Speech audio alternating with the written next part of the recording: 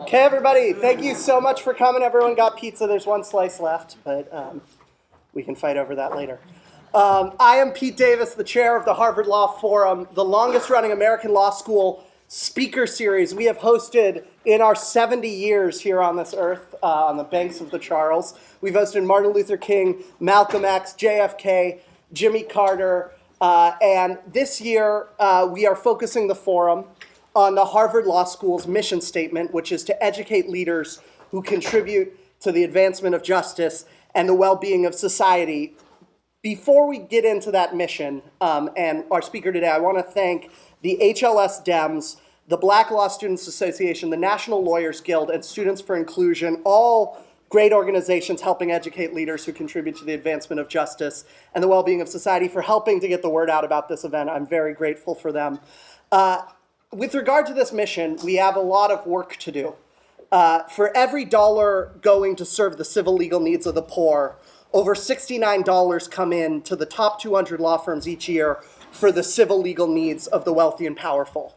For every public interest lobbyist on Capitol Hill, there are 34 corporate interest lobbyists. For every congressperson with a working class background, there are 49 from only white collar backgrounds. For every one white man in prison for drug use, 12 black men are, despite white and black men using drugs at similar rates. For every professor teaching about labor and employment law at Harvard Law School, 4 professors teach about corporations, finance, and mergers.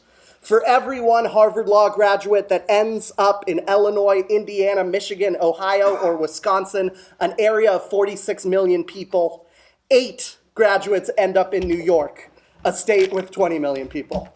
And for every Harvard Law graduate deploying their legal education in organizations designed to serve the many, 4 Harvard Law graduates deploy their legal educations in organizations designed to serve the wealthy and powerful few.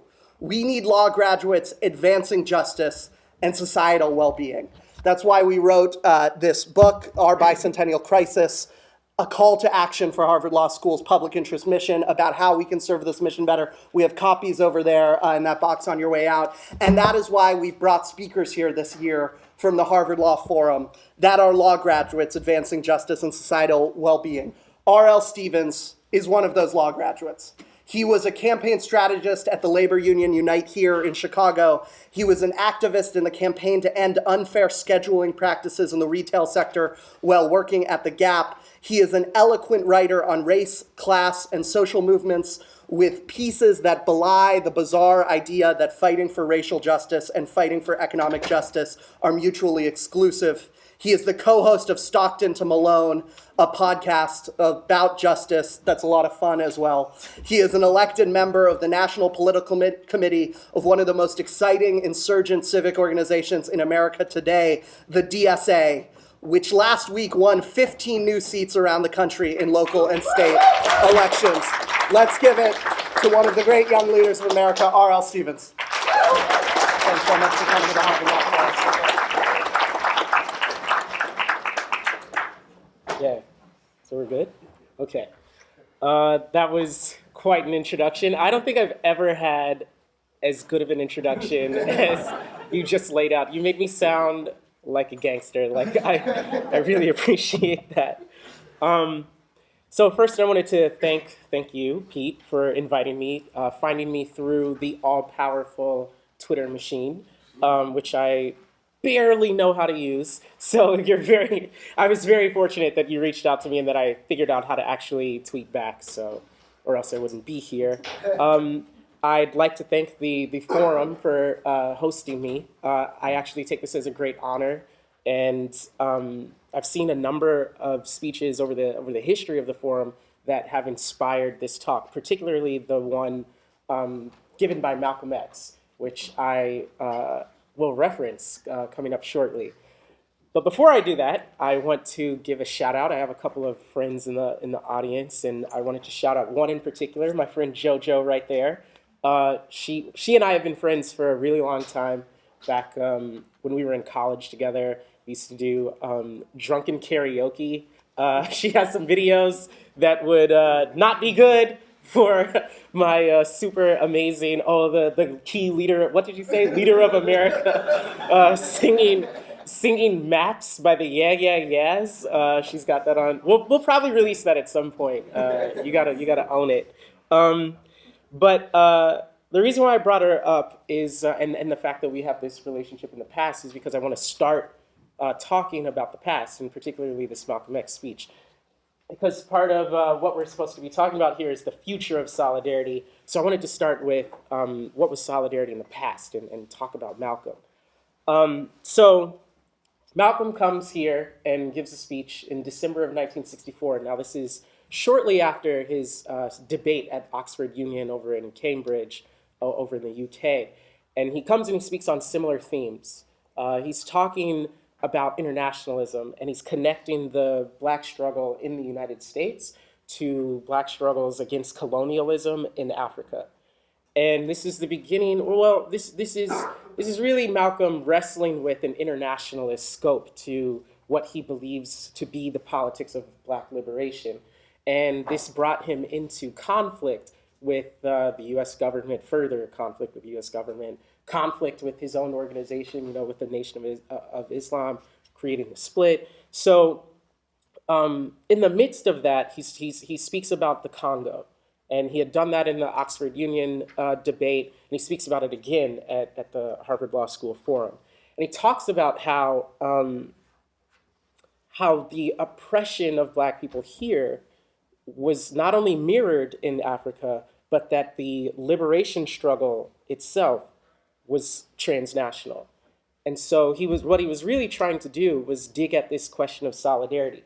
Why should black people in the United States care about African liberation movements, especially when in the United States context, and he speaks about this in the speech, black people have been taught to hate African features in themselves, have been taught to look at Africa with a certain colonial mindset themselves. So he was attempting to break out of that psychological hold and talk about real transnational solidarity in the form of shared struggle in a meaningful way, because he participated in building certain organizations and the like.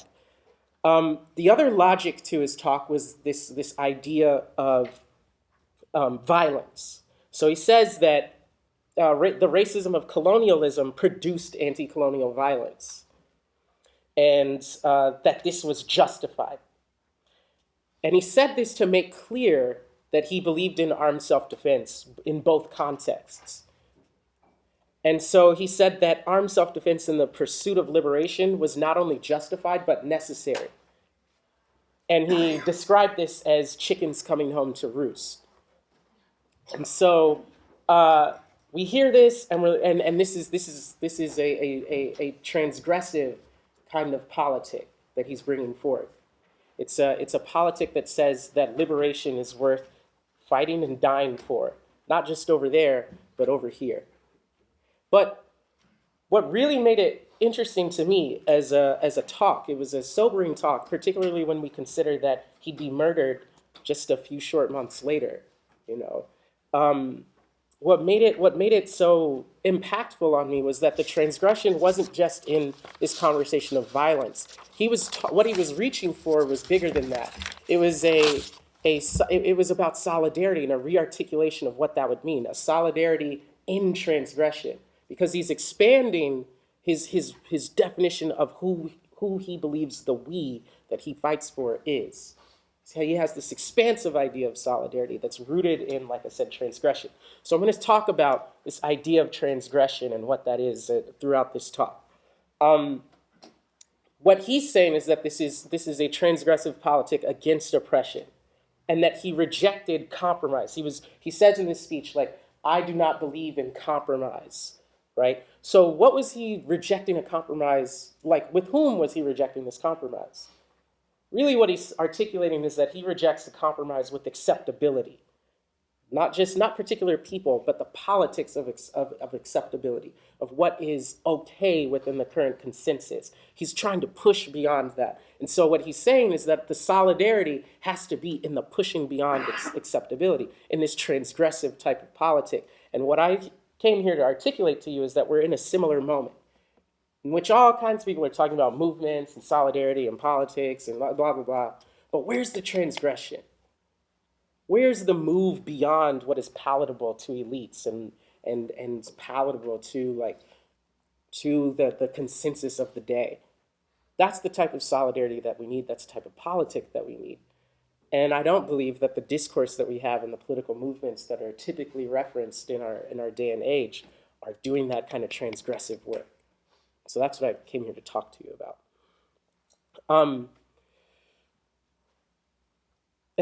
Last thing I'll say is that it was that solidarity and transgression that made him dangerous. It wasn't just, I mean, all kinds of people are talking about kill the white people.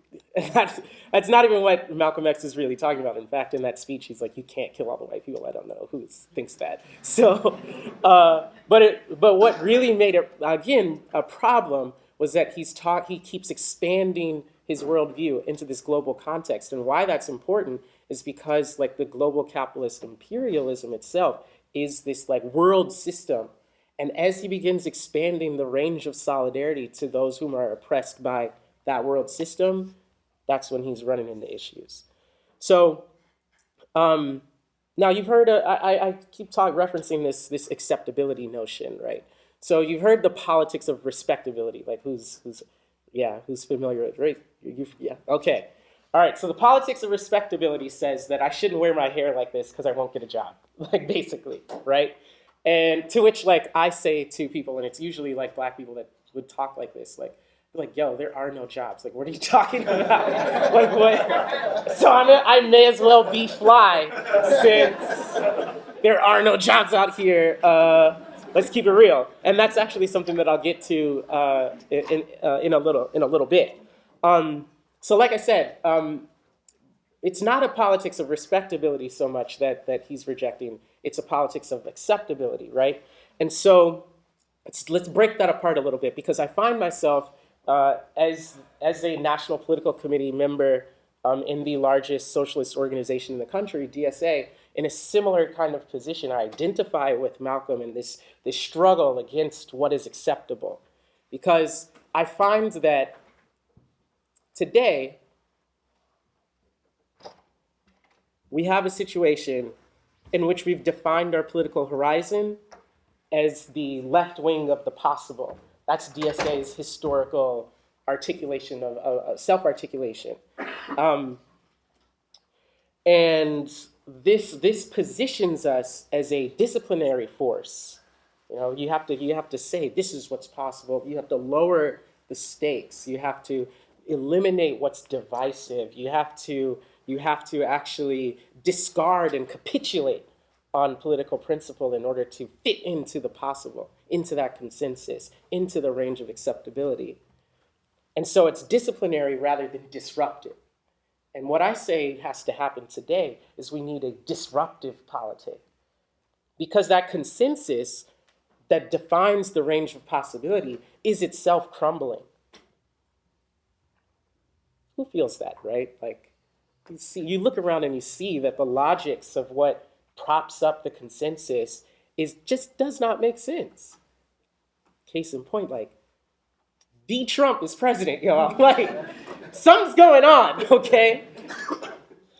And so when we define ourselves within this range of the left wing of the possible, which I will articulate is the left wing of the acceptable, what you have is a situation in which you're negotiating against liberation, actually. Because what you're struggling on two fronts. One, you're trying to be acceptable to forces that do not have the interests of justice at heart, truly, as far as like elites and a certain liberal kind of base that you're attempting to anchor yourself in. You have that issue. But then on the other side, you're also negotiating against oppressed peoples, because you're asking, the real question you're asking is, how much oppression is acceptable? How much degradation is acceptable? How much subjugation should people just tolerate? And you're doing that in the hopes of being able to engender this kind of mass politic based on popularity in order to ride into power. But the logic is all messed up now. It's not going to work, because you're always triangulating within the consensus, but I say the consensus is broken. You have a neoliberal order over here. It's just completely in crisis. And then you have a surging global fascist movement over here. And you want to triangulate? It's suicide. That's what you're calling people to engage in, to embrace, is annihilation. Nothing short of that. I know some people might be like, oh, that's hyperbolic. Oh, I don't know what he means. No, seriously. If you have a capitalist crisis in which the very planet is on the brink, people have no jobs, the climate is continually like just collapsing around us, and then you have and you want to appeal to what's acceptable to people who are comfortable with that, and then you have these fascists articulating solutions based on ethno-nationalism and extermination of whole peoples. And that's the range. It's not good. We need a rupture. We need something disruptive, right? So let's describe this situation some more, with some more detail. So the economic situation, a report came out recently that said that 94% of the jobs created in the last 10 years are what are alternative work. Kind of phrase is that like that's like alternative news? Like what? So what is alternative work? It's temporary and unsteady. Okay, so at first this study was created to try to study the gig economy, and they were like, it's a pretty small percentage of the population. But then they kept looking and they were like, whoa, there's this thing called alternative work, which is 15% of the jobs now. So the logic of unionism and all of this is just being broken apart by the crisis of capital itself. So if we limit ourselves to the types of tools that depended on steady employment and the like, you're not going to be able to rise to the challenge of the crisis on the neoliberal side. Now let's keep going. Like you've got record numbers of people between the ages of 25 and 54 completely outside of the labor force. Forget unemployment. I'm talking not even working, like not trying to find a job, not like totally out. Record numbers. And then if you do get a job, like I was working at the Gap, I worked there for a year and a half. These are the types of jobs that are available to wide numbers of people, right? If you do get a job, let's say in retail, like I was in, private equity firms are buying up the retail market. And so let's say you work at Toys R Us, right? No matter how hard you work at Toys R Us, no matter how profitable the company is, all of its profits are going to service the debt that the private equity firm or these finance sharks used to buy the company in the first place. And so it's going bankrupt. Even at profitable levels, even when your productivity as a worker is at record levels. This is the system.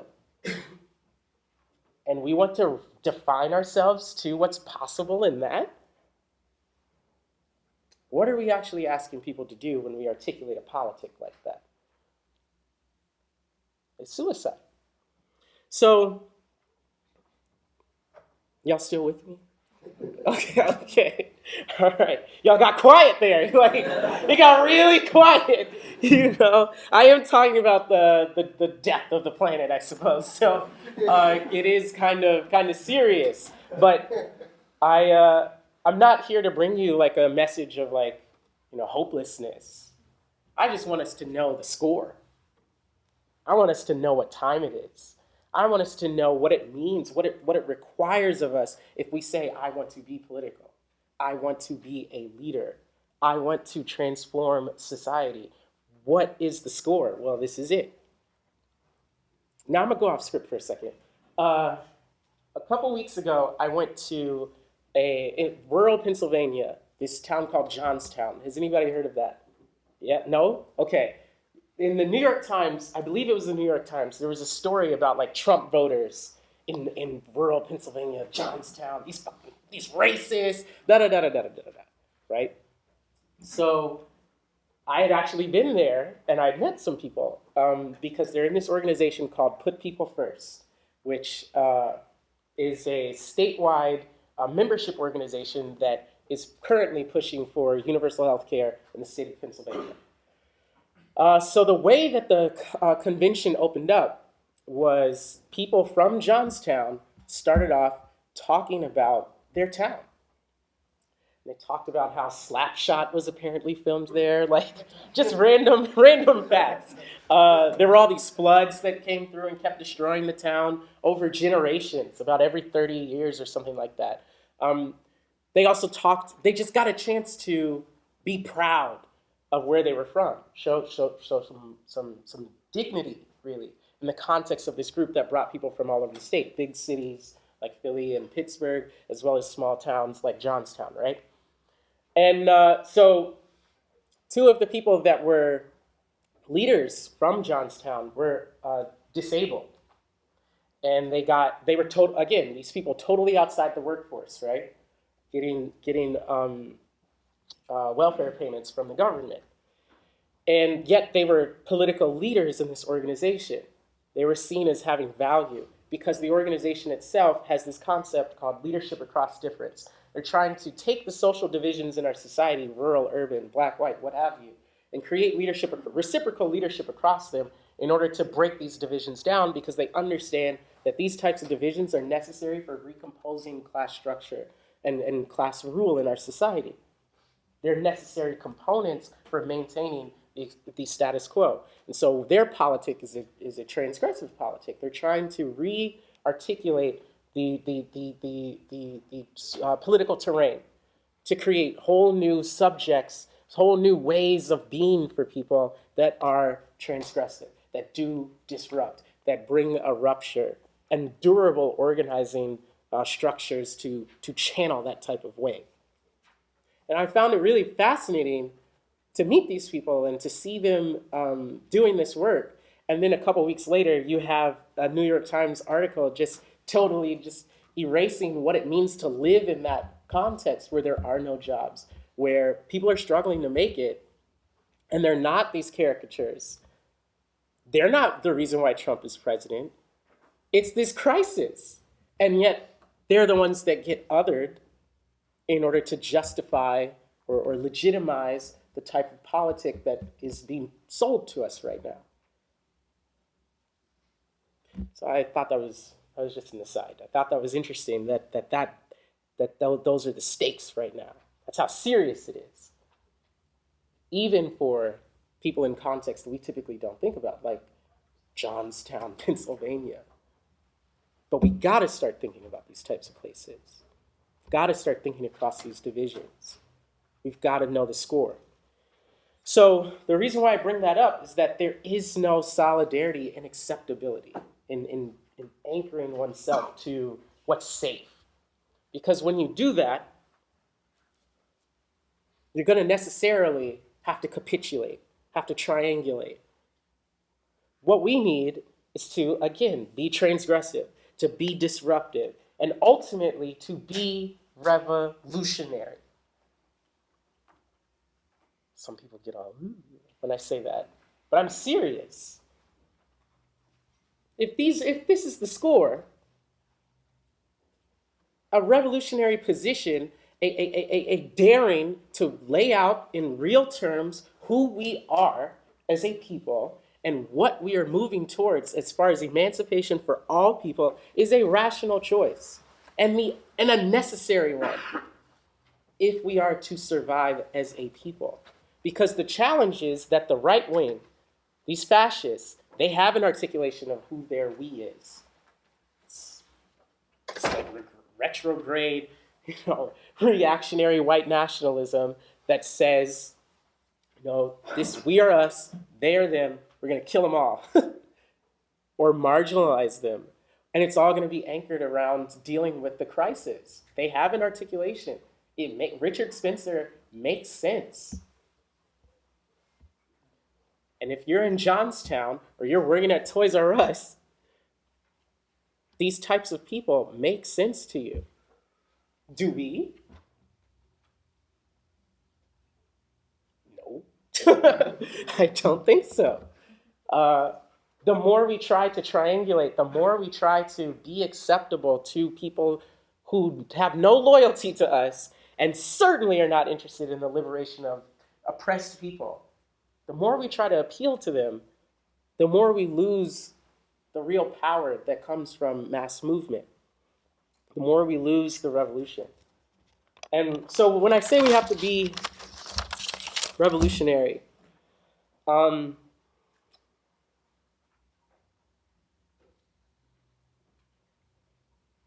I mean there is that we have to embrace the unspoken. We have to embrace the void. These areas in society that are forbidden. I'll come back to that later. So the other thing that I'm supposed to be talking about here is like this class and race thing, right? I wanted to start off laying out a kind of broad stroke vision of like how I see the structures of society, how I see our political moment.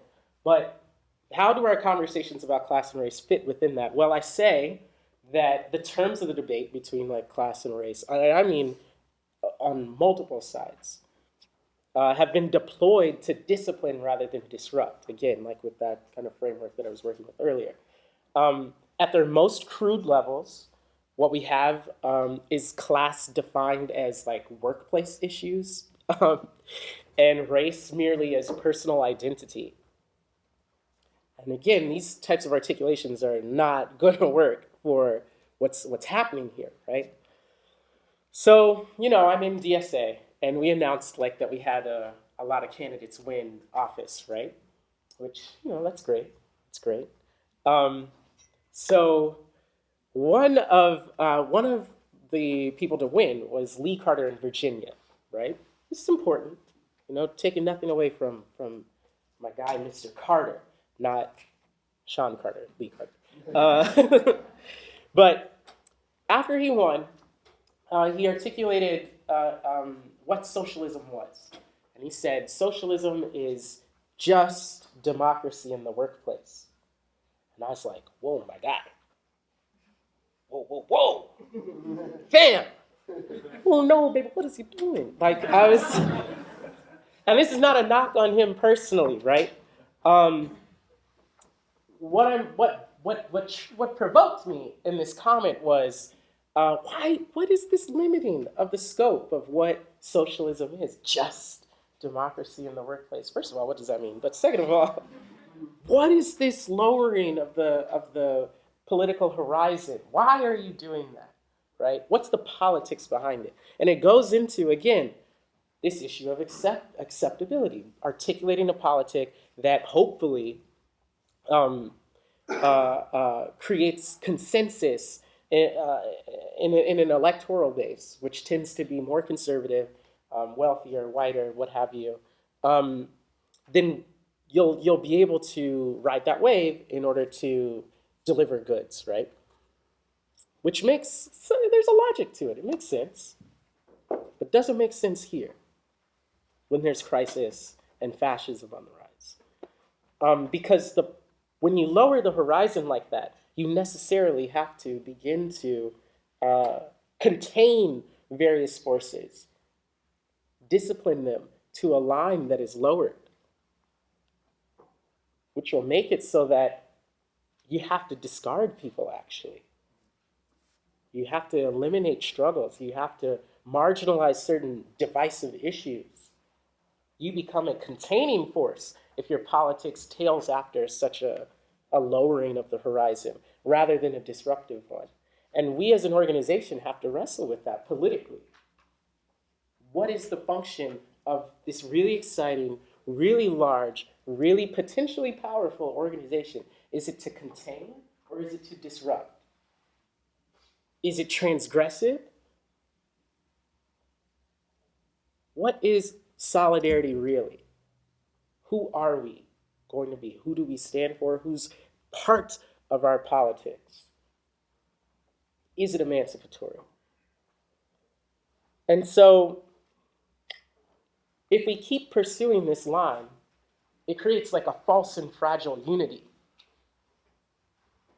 that won't actually be able to sustain the onslaught of the crisis of capitalism and the provocation of fascist militancy, backed by real institutional power. So we have a choice to make, whether we're going to engage in a sort of pressure politics around the acceptable. Oh, this is popular, and therefore, we can just pressure behind it, and that's cool. But to be revolutionary, to be transgressive, to be transformative requires you to take up politics that are not popular. Like the civil rights movement, really? That was popular? Hell no. There were, in some pockets, there were black people that didn't want this. Like, yo, y'all need to chill with this lunch counter thing. Just file some lawsuits, okay? Find a light-skinned black person to sit on a train, and then they get kicked off, and then we file a lawsuit. This is how we've always done it, okay? Y'all out here going in groups for it, going to mess with the white folk at the counters. You need to stop. Go to the back. This was real. It wasn't like all black people were like, yeah, I'm ready to throw down. Let's go. No, there's political struggle, right? We're in a similar moment. Do you transgress? Do you speak the unspoken? Because that's what the revolutionary has to do. That's what one who wishes to transform society, that's where they have to go.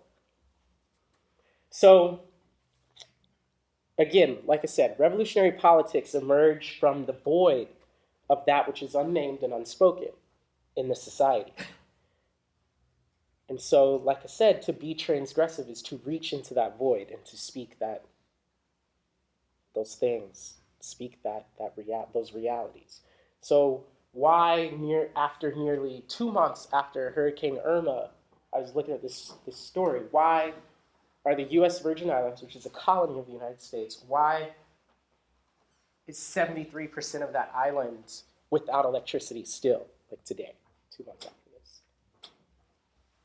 Why are young black men not just being killed by police and whatnot at disproportionate rates, but why are they locked out of the labor force by and large? Why are they being exterminated? Why are these conditions of violence being created in which people are killing each other? Why are women and their autonomy over their bodies, why is that being controlled and taken away? Why are they beaten? And what is that really about? Do we really get to talk about what these things are about? Really? Or do we just use these kinds of discourses around like identity formations to contain these conversations to certain silos without ever actually developing a revolutionary politic that takes seriously the liberation of women, the liberation of black people, the liberation of colonized peoples, which necessarily requires solidarity across divisions. So I was happy that like the way that you started this talk off was talking about Harvard Law students, graduates, and what you do with this knowledge. Because like I'm not into this kind of puritanical kind of revolutionary posturing, which is like, not everybody has to be like me, graduate from law school and go work at the Gap. Like, there has to be cross-class collaboration because as we look at what's happening in Zimbabwe, for example, like you have a revolution, you try to carry out land reform, and none of these people know how to work the land, right? Like you do actually have to have people across a lot of different divisions committed to doing something different, being someone different. And so I think like how you all think about that going forward is like a real struggle, life question, is what are you going to be committed to? And to whom are you going to be committed? And that's the question that I asked myself. Even when I was in school, I went to GW in DC. And so Occupy broke out and I ran up to New York. I was like, ah! JoJo remembers. That was the beginning of me making this choice. To whom am I going to be committed? And we all have to ask that. Because when we ask that question, to whom are we committed? Who are we really?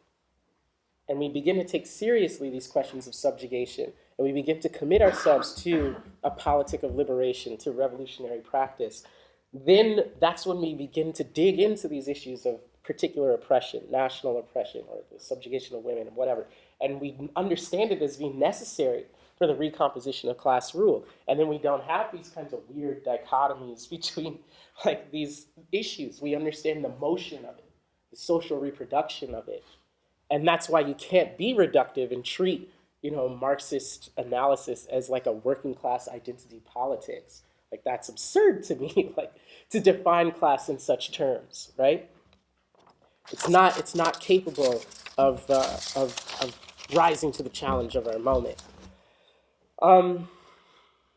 So the last little thing I'll say is a movement should not simply adopt that which is acceptable, because the consensus is crumbling, the fascists are surging, and that acceptable bargain is not going to be there.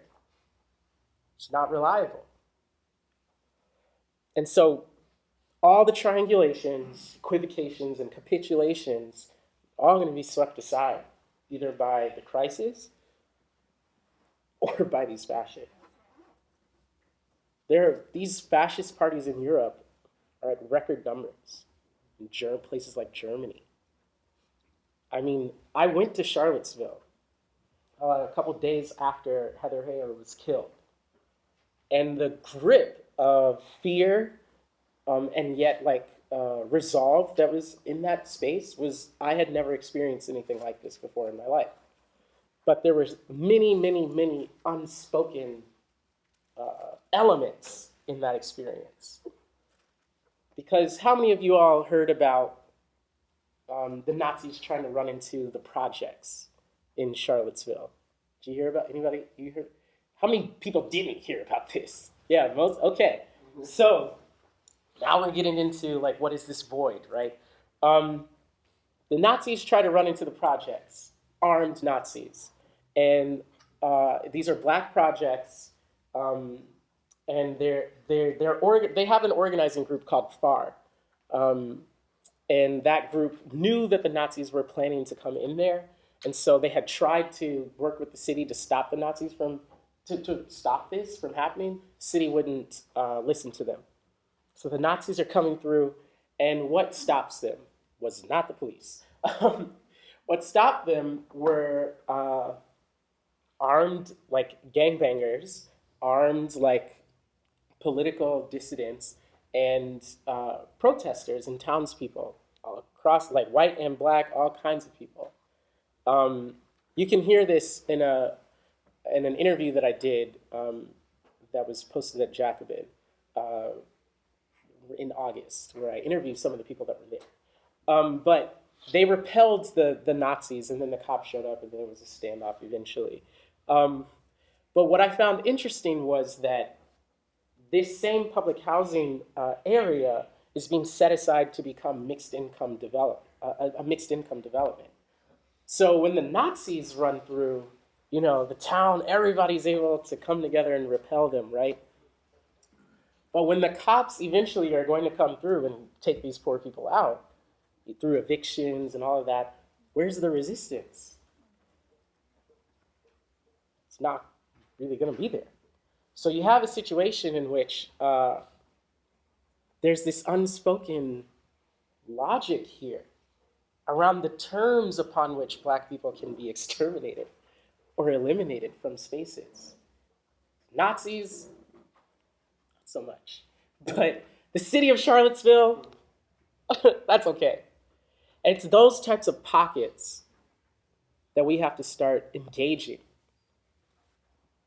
What is resistance really? What is liberation? In the course of talking about this, so this is back when I used to work at Jacobin. So in the course of talking about this, I talked about like there are armed, disciplined self-defense formations out here defending the people. Those are facts of what happened. You've seen Cornel West talk about how these people saved his life. I'm not just talking Antifa. There were people that were like, we will not let the Nazis kill us.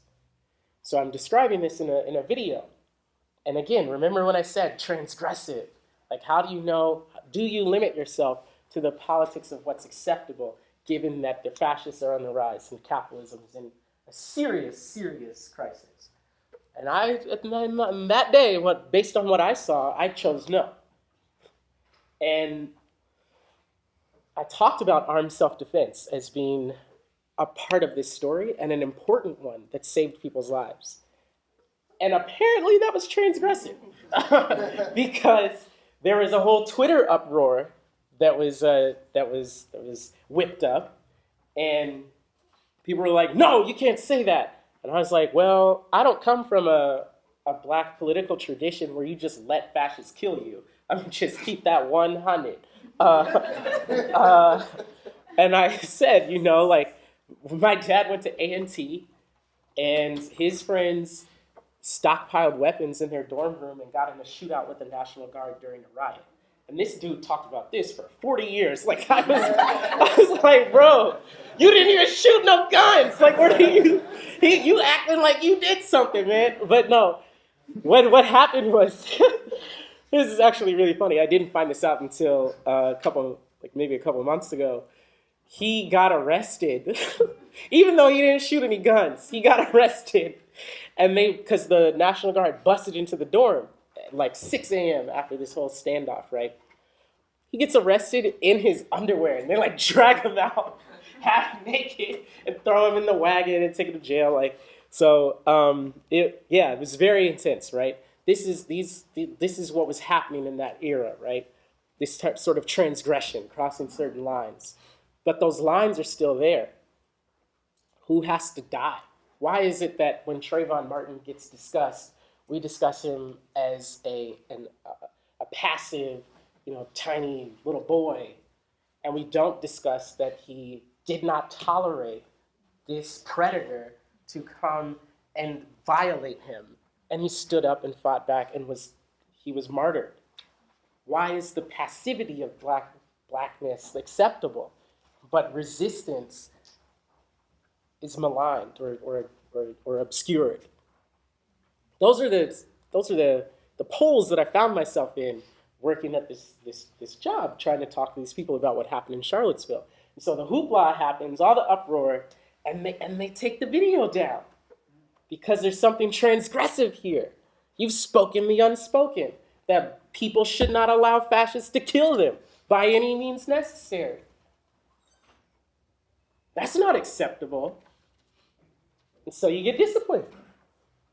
And that is what we're struggling with. That is the political struggle of the day, is will we define our politics to that which is acceptable, or will we build something transgressive, something that speaks to the unspoken, something that has revolutionary potential? Because the reality is, if 94% of these jobs are temporary, alternative work, this is where the masses of people are. Not in this acceptable, I don't want to step on any toes here. No. Maybe the electoral base is to the right of that somewhere, but the people that we need to, that should be our base, they know what time it is. They know what the score is. And it's up to us to speak to that and to be a people that responds to that anchors ourselves in that, and is not afraid. So the last thing I'll say is, first off, does that make sense to y'all? Make sense? Yeah? Okay, it makes sense to me. So I guess that means that all of y'all are going to be revolutionaries now. That's what I heard.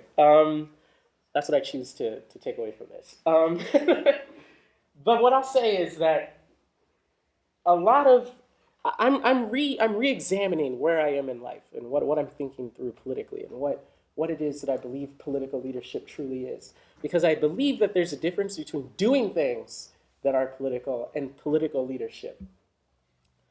The last thing I'll leave you with is a question. Who gets the game? The hunter or the hound? So you just out here doing stuff that's just within the realm of acceptability. Who's actually getting that game at the end of the day? And I call on us to be political leaders, to actually lay down the banner of emancipation to say socialism is not just democracy in the workplace, it's the emancipation of all oppressed peoples. It is the revolution of society. It is an expansive we that does not limit its political horizon, that does not shy away from conflict with those who wish to exterminate people, that does not shy away from conflict with a system that is fundamentally unjust and on a collision course with annihilation. It's principled, but not puritanical. It's committed. That's what we need. So that's my talk.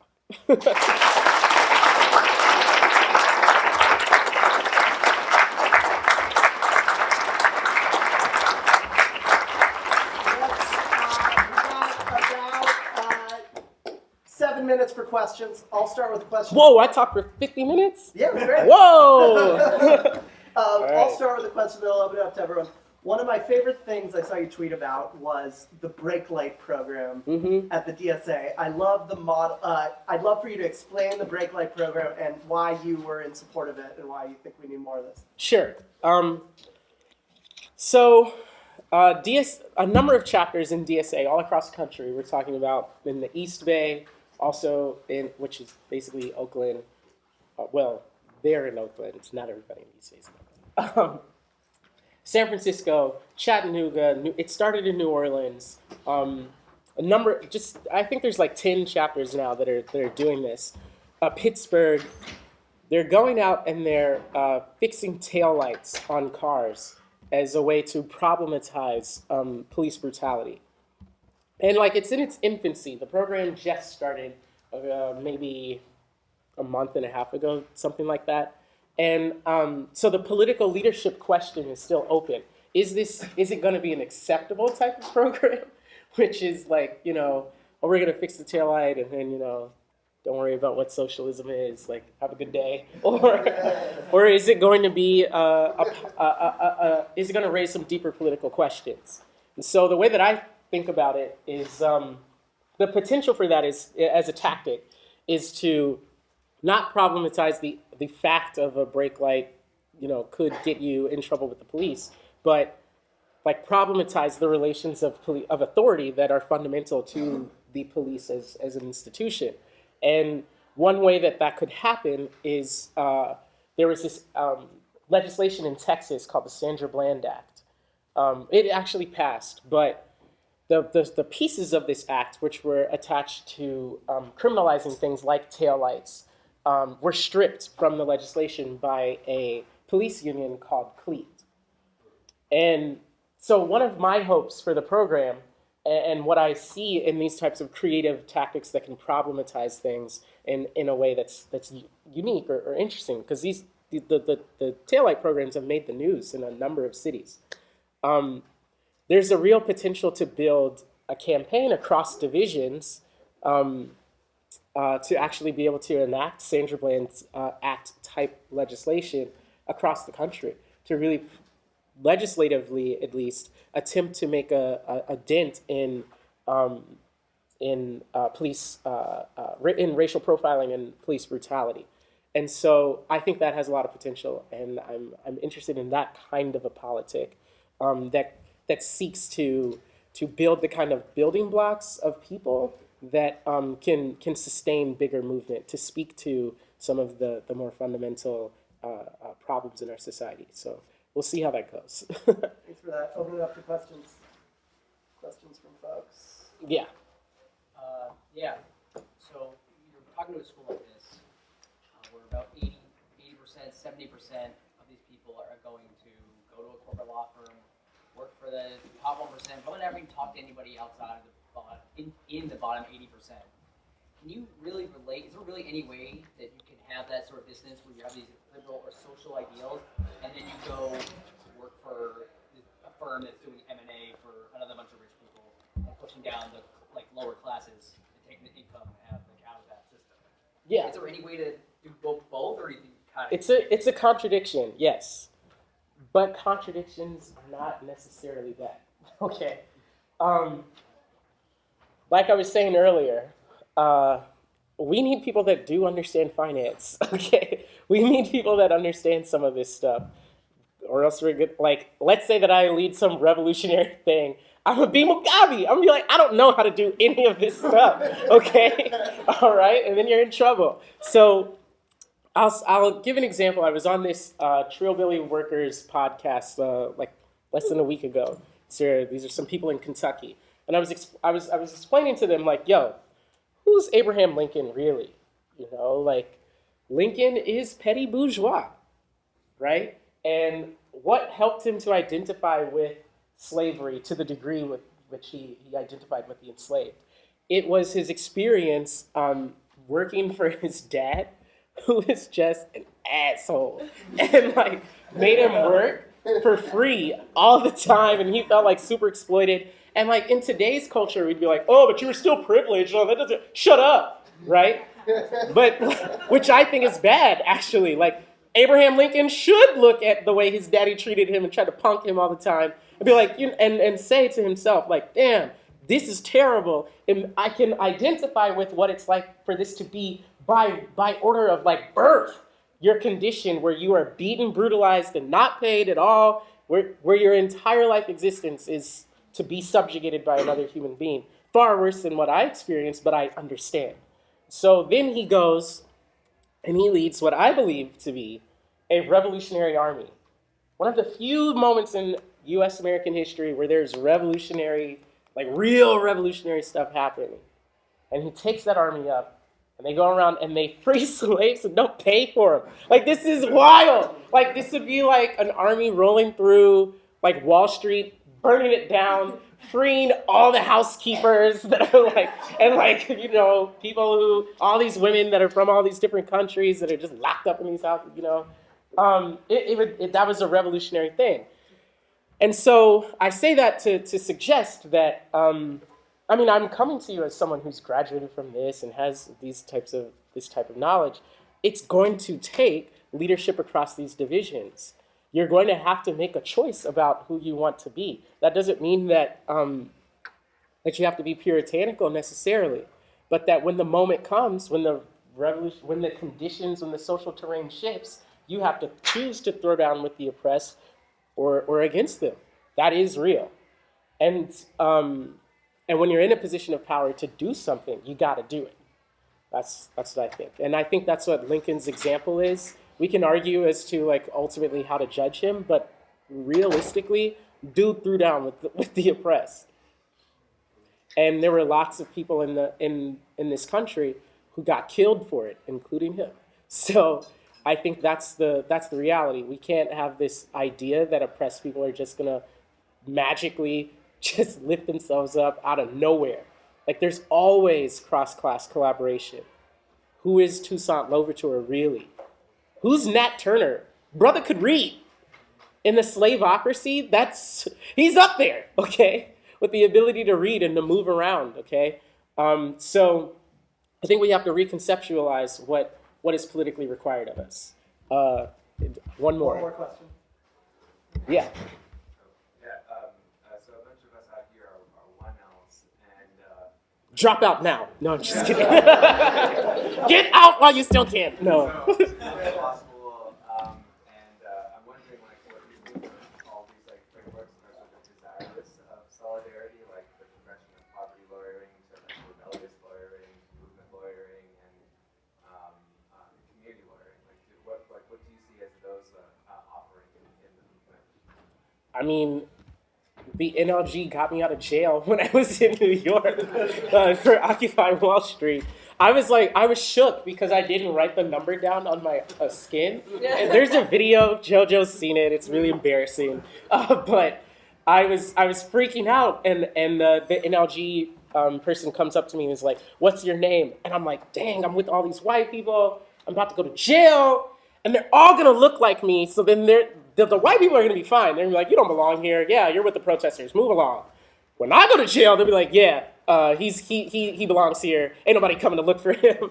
I didn't want to have any problems with them not remembering what my name was, right? So I'm like spelling my name to the NLG lawyer.